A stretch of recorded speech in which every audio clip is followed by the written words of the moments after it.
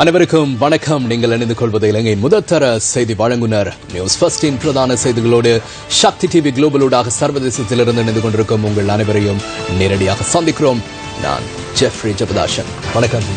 வணக்கம் ஜெஃப்ரி. முதலில் இன்றைய தலைப்புச் செய்திகள். வடமாகாண முதலமைச்சருக்கு எதிரான நம்பிக்கையில்லா பிரேரணையை வாபஸ் பெற்றார் எதிர்க்கட்சித் தலைவர். ஊழல் குற்றச்சாட்டு நிரூபிக்கப்படாத 2 அமைச்சர்களுக்கு 1 மாத விடுமுறை வழங்கும் தமது முடிவை தளர்த்திக் கொள்வதாக முதலமைச்சர் தெரிவித்தார். ஸ்ரீலங்கன் விமான சேவையின் பணிப்பாளர் சபை நாளை ஜனாதிபதியுடன் சந்திப்பு. புதிய முதலீட்டாளரை பெற்றுக் கொள்ளும் கலந்துரையாடல் தொடர்கிறது. தனியார் வைத்தியசாலைகளின் மருத்துவ கட்டணம் குறைக்கப்படும் என அமைச்சர் தெரிவித்தார். முஸ்லிம் காங்கிரஸ் தொடர்பில் முன்னாள் அமைச்சர் அதாவுல்லா கருத்து. ஹக்கீம் இருக்கிறார்.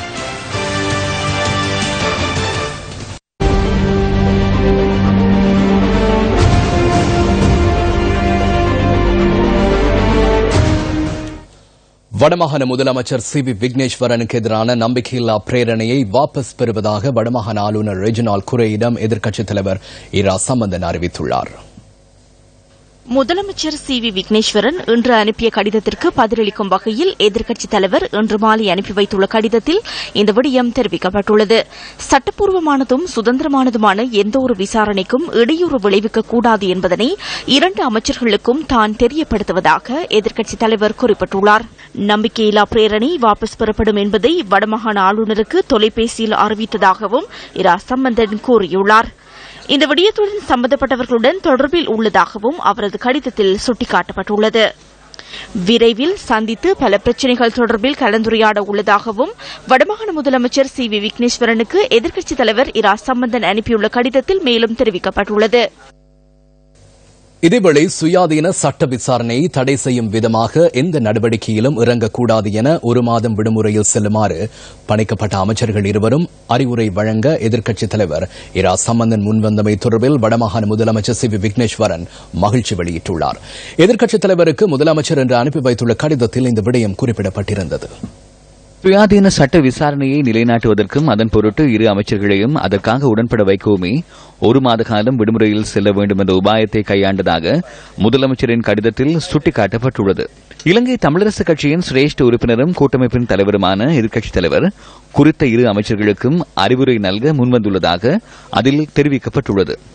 அத்துடன் 2 அமைச்சர்களும் நீதிக்கு பங்கம் ஏற்படாத விதத்தில் விசாரணையை நடத்த எல்லா உதவிகளையும் வழங்கவும் உள்ளீடல்களில் ஈடுபடாதிருக்க வேண்டி 2 சமய தலைவர்களும் கோரியுள்ளதாக முதலமைச்சர் அறிவித்துள்ளார். தமிழ் மக்களின் நலனை கருத்தில் கொண்டு செல்வம் அடைக்கலநாதன், தர்மலிங்கம் சித்தார்த்தன், சுரேஷ் பிரேமச்சந்திரன் ஆகியோர் குறித்த 2 அமைச்சர்களுடனும் கலந்துரையாட நேற்று இணக்கம் தெரிவித்ததாகவும் முதலமைச்சரின் கடிதத்தில் தெரிவிக்கப்பட்டுள்ளது. இந்த கலந்துரையாடலின் மூலம் சட்டத்தின் செல்திசையை மாற்றவோ, சாட்சிகள் சம்பந்தமாக தலையீடுகளில் ஈடுபடவோ, அவர்களை பயமுறுத்தவோ, சாட்சியங்களில் தலையீடு செய்யவோ அவர்கள் எத்தனிக்காதிருக்க உரிய நடவடிக்கை எடுப்பதாக அவர்கள் கூறியதாக சி.வி. விக்னேஸ்வரன் தெரிவித்துள்ளார். இந்த உடன்படிக்கைகளின் நிமித்தமாக விடுமுறை சார்ந்த நிபந்தனையை வலியுறுத்தாமல் விடுவதாக எதிர்க்கட்சித் தலைவருக்கு முதலமைச்சர் அறிவித்துள்ளார். வடமாகாண சபையின் 4 அமைச்சர்களுக்கு எதிரான ஊழல் மற்றும் நிர்வாக குற்றச்சாட்டுகளை விசாரணை செய்ய 3 அடங்கிய குழுவின் அறிக்கை வெளிவந்ததன் பின்னர் வடமாகாணத்தில் அரசியல் நெருக்கடி ஏற்பட்டது. இந்த விசாரணை அறிக்கையை மாகாண சபையில் சமர்ப்பித்து உரையாற்றிய முதலமைச்சர் விக்னேஸ்வரன் 2 அமைச்சர்களுக்கு எதிரான குற்றச்சாட்டுகள் நிரூபிக்கப்பட்டுள்ளதாக அறிவித்தார்.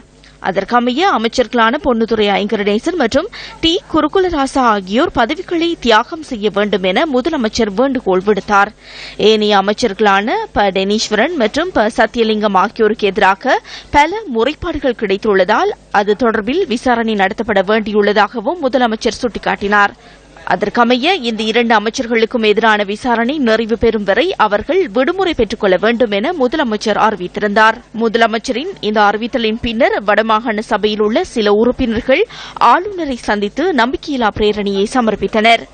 மறுநாள் முதலமைச்சருக்கு ஆதரவாக மேலும் சில உறுப்பினர்கள் பிரேரணையொன்றை ஆளுநரிடம் கையளித்திருந்தமை குறிப்பிடத்தக்கதாகும்.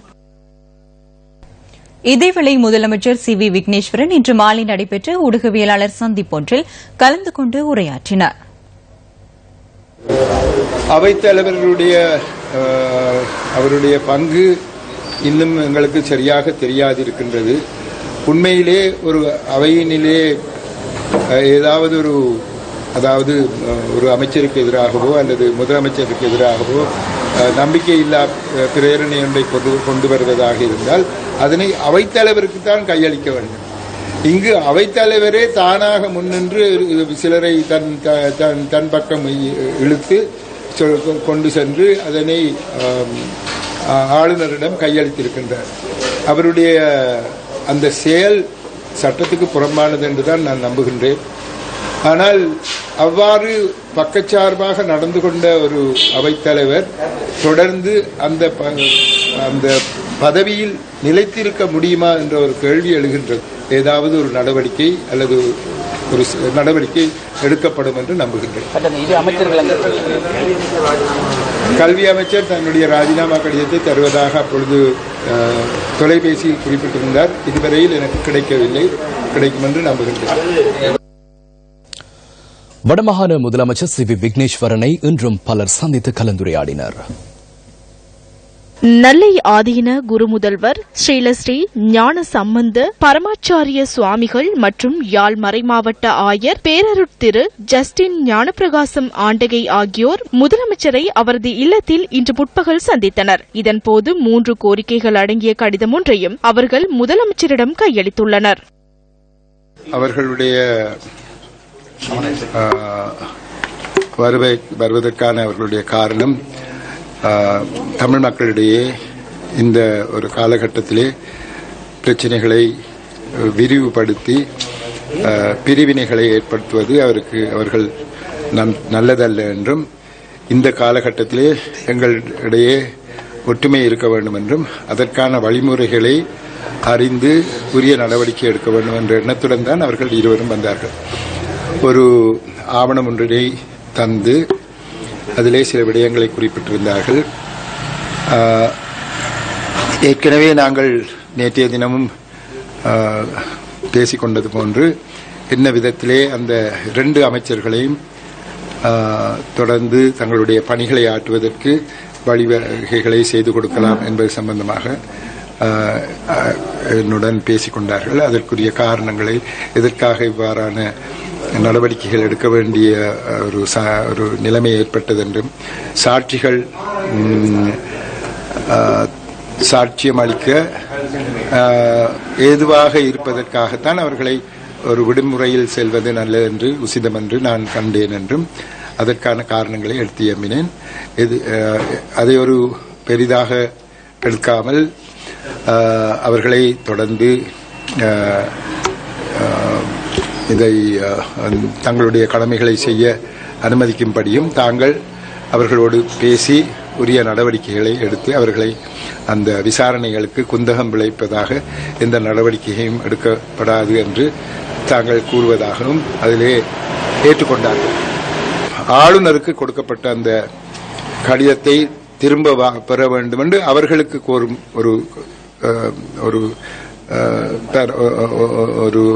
ஒரு ஐட்டம் இல்ல அதே கடிதத்தில் 3 விதங்களை எழுதியிருந்தார்கள். அதாவது எனக்கு சில விடயங்களை நடவடிக்கைகள் எடுக்குமாறும், மாவை அவர்களோடு சில நடவடிக்கைகளை எடுக்குமாறு. அதில் ஒன்று அவர்களுக்கு கொடுக்கப்பட்ட அந்த ஆளுநருக்கு கொடுக்கப்பட்ட ஆவணத்தை திரும்ப பெற வேண்டும் என்று. அடுத்தது அதுவும் எனக்குரியதல்ல, மாவே அவர்களுக்கு உரியது. கட்சி ரீதியாக அவர்கள் பூர்ண ஒத்துழைப்பை விக்னேஸ்வரனுக்கு தன்னுடைய பதவியை கொண்டு நடத்துவதற்கு இடமளிக்க வேண்டும் என்ற அந்த 3 விடயங்களையும் தான் அதில் குறிப்பிடப்பட்டிருந்தது. மூவரடங்கிய விசாரணை குழுவின் பரிந்துரைக்கு அமைய முதலமைச்சரின் வேண்டுகோளை ஏற்று ராஜினாமா கடிதத்தை கையளித்த வடமாகாண விவசாய அமைச்சர் பொன்னுத்துரை ஐங்கரநேசன் இன்று ஊடகவியலாளர் சந்திப்பு ஒன்றை ஏற்பாடு செய்திருந்தார். முதலமைச்சர் அவர்கள் மீது நம்பிக்கையில்லா பிரேரணையை கொண்டு வருவதற்காக ஆளுநரிடம் சில உறுப்பினர்கள் கையெழுத்திட்டு கொடுத்திருக்கின்ற நிலையில் இதற்கான விளக்கமாக கௌரவ நாடாளுமன்ற உறுப்பினர் சுமந்திரன் அவர்கள் ஒரு பத்திரிகை அறிவிப்பை வெளியிட்டிருக்கின்றார். அந்த பத்திரிகை செய்தியில் அல்லது அந்த ஊடக குறிப்பில் ஊழல், பண மோசடி மற்றும் லஞ்சத்துக்கு எதிரான தமது தீவிரமான செயற்பாடாகவே கௌரவ முதலமைச்சர் அவர்களுக்கு எதிரான ஒரு நம்பிக்கையில்லா பிரேரணையை கொண்டு வருவதற்கான முயற்சிகள் மேற்கொள்ளப்படுவதாக அவரது ஊடக அறிக்கை தெரிவித்திருக்கின்றது. ஊழல், பண மோசடி மற்றும் லஞ்சத்திற்கு எதிரானது என்கின்றது. அவர் அவ்வாறு சொல்லிக் கொண்டாலும் கூட கௌரவ முதலமைச்சர் அவர்களை அப்புறப்படுத்துவதற்கான நடவடிக்கை என்கின்றது நீண்ட காலமாக திட்டமிடப்பட்டு அவரை அகற்றப்பட வேண்டும் என்கின்ற முடிவானது அரசியல் நோக்கத்திற்கு அமைவாக மேற்கொள்ளப்பட்ட ஒரு நடவடிக்கையை தவிர ஊழல் மற்றும் பண மோசடி குற்றச்சாட்டுடன் தொடர்புபட்டது அல்ல. அவர் ஒரு சட்ட வல்லுநர். அவருக்கு தெரியாதது எதுவுமே அல்ல. ஆனால் அவர் பொய்யுரைக்கின்றார் என்று சொல்லியே நான் இந்த இடத்தில் பதிவு செய்ய விரும்புகின்றேன். வடமாகாண முதலமைச்சரின் ஆதரவாளர்களுக்கும் வடமாகாண சுகாதார அமைச்சர் ப சத்தியலிங்கத்தின் ஆதரவாளர்களுக்கும் இடையில் வவுனியா மாவட்ட செயலகத்துக்கு முன்பாக இன்று அமைதியின்மை ஏற்பட்டது. வவுனியா மாவட்ட செயலகத்திற்கு முன்பாக வடமாகாண சுகாதார அமைச்சருக்கு ஆதரவு தெரிவித்து கவனஈர்ப்பு போராட்டம் முன்னெடுக்கப்பட்டது. முதலமைச்சர் நீதியாக செயற்பட வேண்டும் உள்ளிட்ட பல்வேறு பதாதைகள் ஏந்தியவாறு போராட்டம் இடம்பெற்றது. முதலமைச்சர் அவர்களே, நீங்கள் நடவடிக்கை எடுக்க வேண்டிய ஆள் டாக்டர் சத்தியலிங்கம் என்றுதான் நீங்கள் இந்த நடவடிக்கை எடுத்தீர்கள். ஆனால் மாட்டிக்கொண்டவர் ஐங்கரநேசன். ஒரு நீதிமன்றத்தில் குற்றவாளியா இல்லை என்றவரை நீங்க தண்டிக்க முடியாது. நீங்க ஒரு மாதம் சஸ்பென்ஷன் பண்ணி நிப்பாட்டினது மகா தவறு. தயவு செய்து எங்கட அமைச்சர் பதவியை உடனடியாக நீங்க வழங்க வேண்டும். விசாரணை நடத்துவதற்கு ஒரு நேரமும் தமிழரசு கட்சி எதிராக இருக்க மாட்டாது. பொழுது 4 அமைச்சர்களும் வேலையில இருக்கும் பொழுதுதான் விசாரணை நடைபெற்றது. எனவே ஏன் மீண்டும் ஒரு மாத லீவை கொடுத்து விசாரணையை முன்னெடுக்க வேண்டும் என்பதுதான் மக்களுடைய கேள்வியாக இருக்கு. அது ஒரு கட்சியின் தலைவர், எங்களுடைய கூட்டமைப்பின் தலைவராகவும் எதிர்கட்சி தலைவராகவும் இருக்கின்ற சம்பந்தன் ஐயா சரியான ஒரு முடிவை எடுப்பார். அதற்கு அனைத்து கட்சியும் தலைமைக்கு கட்டுப்படுவதுதான் கட்சியினுடைய நிலைப்பாடு. இதன்போது குறித்த பகுதிக்கு வருகை தந்திருந்த முதலமைச்சரின் ஆதரவாளர்கள் ஆர்ப்பாட்டத்தில் ஈடுபட்டவர்களுக்கு தமது கடுமையான எதிர்ப்பை தெரிவித்தனர். இதன்போது 2 தரப்பினருக்கும் இடையே வாக்குவாதம் ஏற்பட்டது.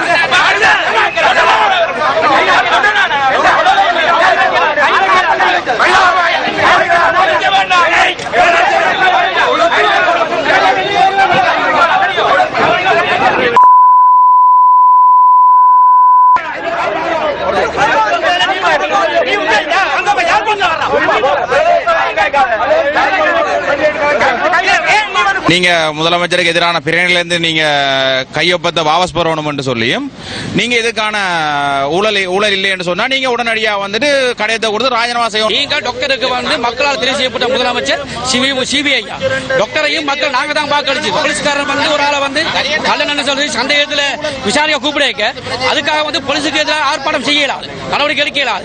அவர் தான் தன்னில பிள்ளைகளை நிரூபிக்கிறதான் அவற்றை முறை. முழுமையான சமஷ்டியை தாங்க கேட்கிற ஒரே ஒரு ஆள் சிபிஐ மட்டும்தான். நாங்கள் இந்த இடத்துல சிபிஐக்கு எதிராக ஆர்ப்பாட்டம் யார் செய்யணுமோ அவைகளுக்கு நாங்கள் பொது அமைப்பில் ஒன்று கூடி அவைகளுக்கு எதிரான ஆர்ப்பாட்டத்தை நாங்கள் தொடர்ந்து நடத்துவோம்.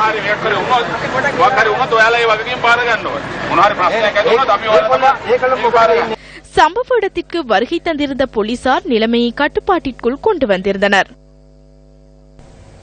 வடமாகாண சபையில் முதலமைச்சர் சி.வி. விக்னேஸ்வரனுக்கு தற்போதுள்ள ஆதரவு தொடர்பில் இன்று நாம் ஆராய்கின்றோம். 38 உறுப்பினர்களை கொண்ட வடமாகாண சபையில் 30 உறுப்பினர்கள் தமிழ் தேசிய கூட்டமைப்பைச் சேர்ந்தவர்கள் ஆவர். மாகாண சபையின் அமைச்சர்கள் தொடர்பில் முதலமைச்சர் சி வி விக்னேஸ்வரன் மேற்கொண்ட சில தீர்மானங்கள் காரணமாக மாகாண சபையில் உள்ள தமிழ் தேசிய கூட்டமைப்பின் உறுப்பினர்களுக்கிடையே வெளிப்படையாக பிளவு ஏற்பட்டுள்ளது. கடந்த 14ஆம் தேதி முதலமைச்சர் விக்னேஸ்வரனுக்கு எதிராக தமிழ் தேசிய கூட்டமைப்பில் அங்கம் வகிக்கும் தமிழரசு கட்சியைச் சேர்ந்த 15 உறுப்பினர்கள் நம்பிக்கையில்லா பிரேரணையொன்றில் கச்சாத்திட்டு வடக்கு ஆளுநர் ரெஜினால் குரேயிடம் கையளித்தனர். இந்த பிரேரணையில் வடமாகாண சபையின் 18 உறுப்பினர்கள் கையொப்பமிட்டுள்ளதாகவும் மேலும் 3 பேர் அதற்கு ஒப்புதல் அளித்துள்ளதாகவும் வடமாகாண அவைத் தலைவர் சி வி கே சிவஞானம் நியூஸ் ஃபர்ஸ்டுக்கு தெரிவித்தார். வடமாகாண அவைத் தலைவர் சி வி கே சிவஞானம் தலைமையில் ஆளும் மற்றும் எதிர்க்கட்சியைச் சேர்ந்த 17 பேர் கடந்த புதன்கிழமை இரவு ஆளுநர் அலுவலகத்துக்கு சென்றிருந்தனர். வடமாகாண ஆளுங்கட்சி உறுப்பினர்களான அவைத் தலைவர் சி வி கே சிவஞானம், பிரதி அவைத் தலைவர் வ கமலேஸ்வரன், அமைச்சர்களான தி குருகுலராசா, ப டனீஸ்வரன், ப சத்தியலிங்கம் ஆகியோரும் உறுப்பினர்களான வே சிவயோகன், கே சாயந்தன், சு பசுபதி பிள்ளை, ச சுகிர்தன், பரஞ்சோதி, இ ஆனல்ட், ப அரியரட்னம், ஆயுப் ஆஸ்மின், சிராய்வா ஆகியோரும் எதிர்க்கட்சி உறுப்பினர்களான ஜாதிலக, அகமது லெப்பே ஜவாஹிர் ஆகியோர் ஆளுநரை சந்தித்ததுடன் எதிர்க்கட்சித் தலைவர் தவராசாவை ஆளுநர் அலுவலக வளாகத்தில் அவதானிக்க முடிந்ததாக எமது பிராந்திய செய்தியாளர் கூறினார். இதேவேளை கடந்த 15ஆம் தேதி முதலமைச்சர் விக்னேஸ்வரனுக்கு ஆதரவாக மேலும் 15 உறுப்பினர்கள் கையெழுத்திட்டு வடமாகாண ஆளுநரிடம் பிரேரணை ஒன்றை கையளித்தனர். வடமாகாண சபை உறுப்பினர் எம் கே சிவாஜிலிங்கம் தலைமையில் உறுப்பினர் க சர்வேஸ்வரன், விந்தன் கனகரத்னம் ஆகியோரால் ஆளுநரிடம் இந்த கடிதம் கையளிக்கப்பட்டிருந்தது. தமிழ் தேசிய கூட்டமைப்பில் அங்கம் வகிக்கும் இலங்கை தமிழரசு கட்சி, ஈழ மக்கள் புரட்சிகர விடுதலை முன்னணி, தமிழீழ விடுதலை இயக்கம், தமிழீழ மக்கள் விடுதலை கழகம் ஆகிய கட்சிகளின் 15 உறுப்பினர்கள் இந்த கடிதத்தில் கையொப்பமிட்டுள்ளனர். தமிழீழ விடுதலை இயக்கத்தைச் சேர்ந்த எம் கே சிவாஜிலிங்கம், ஞா குணசீலன், விந்தன் கனகரத்னம், புவனேஸ்வரன், சே மயூரன் ஆகியோரும் ஈழ மக்கள் புரட்சிகர விடுதலை முன்னணி சார்பாக எம் தியாகராசா, இரா இந்திரராஜா, து ரவிகரன், கே சர்வேஸ்வரன், போ ஐங்கரநேசன் ஆகியோரும் க சிவநேசன் மற்றும் க லிங்கநாதன் ஆகியோர் தமிழீழ மக்கள் விடுதலை கழகம் சார்பிலும் பா கஜதீபன், அனந்தி சசிதரன் மற்றும் சி வி விக்னேஸ்வரன் ஆகியோர் குறித்த கடிதத்தில் கையொப்பமிட்டுள்ளனர்.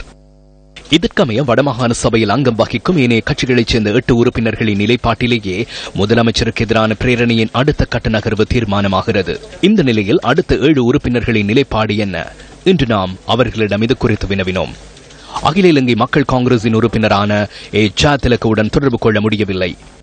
அகில இலங்கை மக்கள் காங்கிரஸ் உறுப்பினர் அப்துல் ரிஃப்கானோடு தொடர்பு கொள்ள மேற்கொண்ட முயற்சி பலன் அளிக்கவில்லை.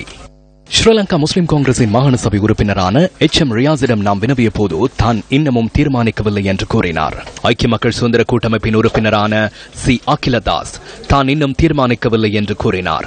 ஐக்கிய மக்கள் சுதந்திர கூட்டமைப்பின் உறுப்பினரான ஏ டி சென்வரத்னவிடம் வினவிய போது தான் நடுநிலைமையாக செயற்படுவதாகவும் அது குறித்து முன்னாள் ஜனாதிபதி மஹிந்த ராஜபக்ச ஆலோசனை வழங்கியுள்ளதாகவும் கூறினார். அகில இலங்கை மக்கள் காங்கிரசின் ALY ஜவாஹிர் நம்பிக்கையில்லா தீர்மானத்துக்கு ஆதரவு தெரிவிக்க உள்ளதாகவும் நியூஸ் ஃபர்ஸ்டுக்கு கூறினார். ஈழ மக்கள் ஜனநாயக கட்சியின் உறுப்பினர் வி தவநாதன் முதல்வருக்கு ஆதரவு தெரிவிக்க உள்ளார். வடமாகாண எதிர்க்கட்சித் தலைவர் கடந்த வியாழக்கிழமை இவ்வாறு கருத்து தெரிவித்தார். அவர்களுக்கு பெரும்பான்மை இருக்கின்ற யாராவது கவுனர் அபிப்பிராயப்படும் இடத்தில் பெரும்பான்மை இருக்கிறவர்களுக்குரிய மாற்ற வேண்டும் என்று அபிப்பிராயப்படுகின்ற ஆதாரம் கவர்னருக்கு கிடைக்கின்ற பக்கத்தில் என்னையும் அதுக்கு சேர்த்துக் கொள்ளும்படி நான் பாய மூலமாக நேற்றைக்கே கவர்னரிடம் சொல்லியிருக்கிறேன். வடமாகாண முதலமைச்சர் சி வி விக்னேஸ்வரனுக்கு தாம் ஆதரவு தெரிவிப்பதாக புனர்வாழ்வளிக்கப்பட்ட தமிழ் விடுதலை புலிகள் கட்சி தெரிவித்துள்ளது. சி வி விக்னேஸ்வரன் தொடர்ந்து வடக்கு மாகாண சபையின் முதலமைச்சராக இருக்க வேண்டும் எனவும் இலங்கை தமிழரசு கட்சி கொண்டு வந்துள்ள நம்பிக்கையில்லா பிரேரணையை வாபஸ் பெற வேண்டும் எனவும் புனர்வாழ்வளிக்கப்பட்ட தமிழ் விடுதலை புலிகள் கட்சி விடுத்துள்ள அறிக்கையில் தெரிவிக்கப்பட்டது. வடக்கு மாகாண சபையின் தைரியமான செயற்பாடுகளுக்கு சி வி விக்னேஸ்வரன் முன்னின்று செயற்பட்டுள்ளதாகவும் அந்த கட்சி குறிப்பிட்டுள்ளது. எனவே ஊழலில் ஈடுபட்ட 4 அமைச்சர்களுக்கும் சட்ட ரீதியாக நடவடிக்கை எடுக்க வேண்டும் என புனர்வாழ்வளிக்கப்பட்ட தமிழ் விடுதலை புலிகள் கட்சி மேலும் தெரிவித்துள்ளது.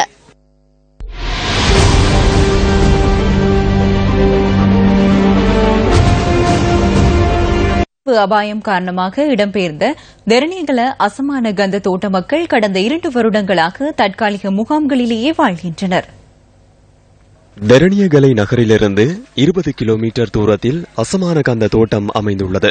மண்சரிவு அபாயம் காரணமாக 2015 ஆண்டு அக்டோபர் 15 இந்த தோட்டத்தை சேர்ந்த 31 குடும்பங்களைச் சேர்ந்த மக்கள் இங்கிருந்து வெளியேற்றப்பட்டனர். அவ்வாறு வெளியேற்றப்பட்ட மக்கள் தோட்டத்தில் உள்ள கொழுந்து சேகரிக்கும் மண்டபத்திலும் தோட்ட மைதானத்திலும் தங்க வைக்கப்பட்டனர். நாங்க இந்த மழையிலையும் தண்ணீரையும் சரியான அவதியா இருக்கோம். பிள்ளைங்களை வச்சுக்கிட்டு இந்த மழை தண்ணி வீட்டுக்கு ஒரு நான் நோயாளி பிள்ளைய வச்சிருக்கேன், நடக்க கூட இயலாது. ஒரு அவசரமா இருந்தாலும் எங்கிட்ட எங்கிட்டுமே போறதுக்கு வழியில மழை நேரம் வந்து எங்கிட்ட பிள்ளைங்களை வீட்டுல வச்சுக்கிட்டு இருக்க இயலாது. பெரிய பெரிய மரங்கள் இருக்கு, உடஞ்சி விழுந்துருச்சு. நாங்க எங்க காசை போட்டு நாங்க சொல்லி வந்து பார்க்க சொன்னோம், ஒருத்தருமே எங்களை வந்து பார்க்கல. எந்த விதமான உதவியுமே எங்களுக்கு கிடையாது. எங்க போறது நாங்க, எங்களுக்கு எங்க எந்த இடம் இருக்கு? கடந்த 2 வருடங்களாக இந்த மக்கள் எந்தவித அடிப்படை வசதிகளும் இன்றி பெரும் சிரமத்துக்கு மத்தியில் வாழ்ந்து வருகின்றனர். வாழ்க்கையில் கண்ணீர் வடிக்கும் இந்த மக்கள் தொடர்பில் இனியாவது கவனம் செலுத்துவது அதிகாரிகளின் கடமை அல்லவா? முன்னாள் பாராளுமன்ற உறுப்பினர் நடராஜா ரவிராஜின் படுகொலை தொடர்பில் விடுவித்து விடுதலை செய்யப்பட்ட கடற்படை உறுப்பினர்கள் 3 மீண்டும் நீதிமன்றத்தில் ஆஜராக வேண்டும் என உத்தரவு பிறப்பிக்கப்பட்டுள்ளது. நடராஜா ரவிராஜின் கொலை தொடர்பில் மேல் நீதிமன்றத்தின் தீர்ப்பிற்கு எதிராக சட்டமா அதிபரால் தாக்கல் செய்திருந்த மேன்முறையீட்டு மனு கொழும்பு மேன்முறையீட்டு நீதிமன்றத்தில் இன்று விசாரணைக்கு எடுத்துக் கொள்ளப்பட்டது.